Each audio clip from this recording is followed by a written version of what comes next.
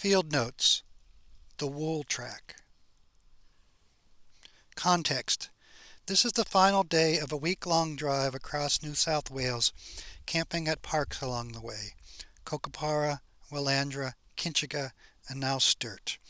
Each, as we discovered, had originally been a sheep station that had failed and been transformed into a national park. Day 7.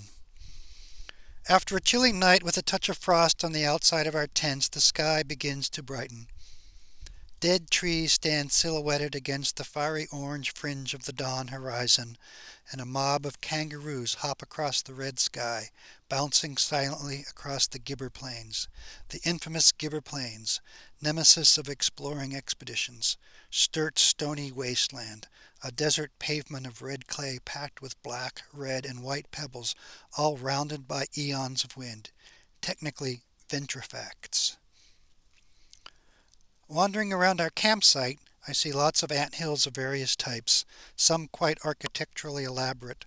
Then notice kangaroo tracks and what I suspect must be a dingo track. Galahs and little corellas make a rowdy ruckus in the trees to the east.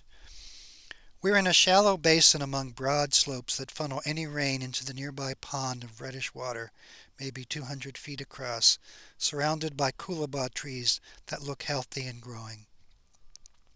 Not too far from our campsite is an outdoor pastoral museum commemorating the Mount Wood homestead, established in 1890.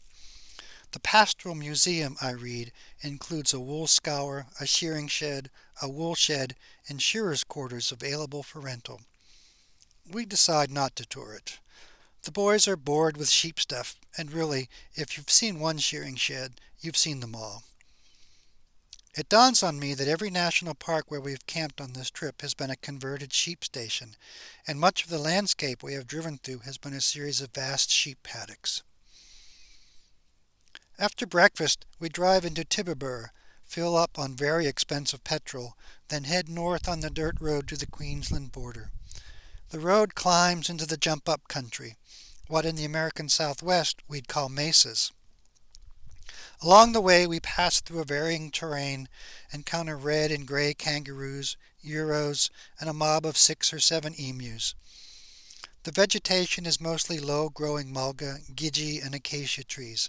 It puts me in mind of the pinon juniper woodlands of New Mexico, where we used to live. I find myself unconsciously expecting to see cactus or even ocotillos. We park at the Olive Downs campground, where the jump-up walking track begins. We hike the 2-hour trek to an overlook with impressive views. Along the way, we notice lots of kangaroo poo on the trail. Cody takes photos of the surrounding landscape. Riley is fascinated by the many crystals in the rocks. Unfortunately, I'm not much help identifying them. As we peer from the overlook, gaze at the surrounding escarpments, take in the vast horizon, Riley remarks, "It's like New Mexico, but with kangaroos."